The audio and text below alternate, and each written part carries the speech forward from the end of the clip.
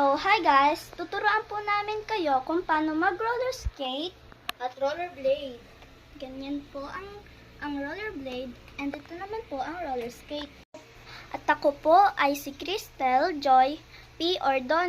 Ako naman si Jello P. Arellano. Ang aking edad po ay 9 na taong gulang. My age is 11. I'm older than her, but she's taller. I don't know how. At nandito po kami para turuan kayo.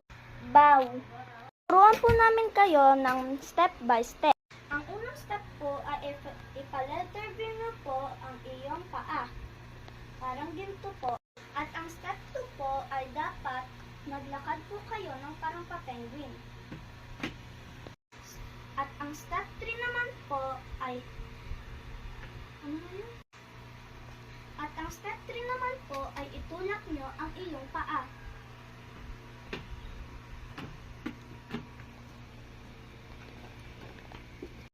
Dalawa po ang pang-stop sa roller skate.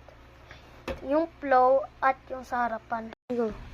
At tuturuan ko naman po kayo kung paano mag-stop sa roller skate. At gawin nyo po kung paano umandar sa roller skate.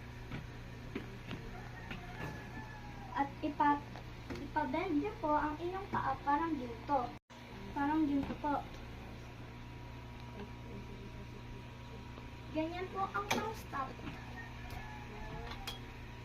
Ayan lang po ang aking masasabaw. At ako naman ang magtuturo sa inyo sa rollerblade.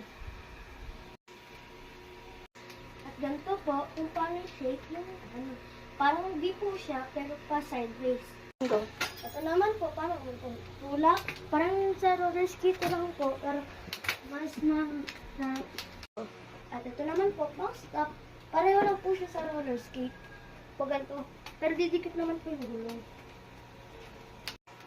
At kung paano naman po mag-balance, pagka kunyari gumaganto po, isubukan niyo po higit na o gumaganto.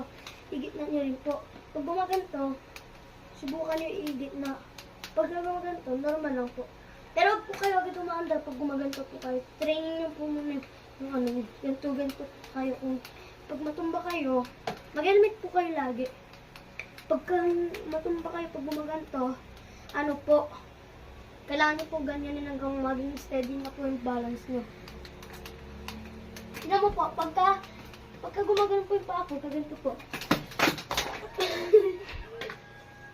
Ayun lang po ang lahat na matuturo ko po sa inyo. Sa susunod po, mas marami.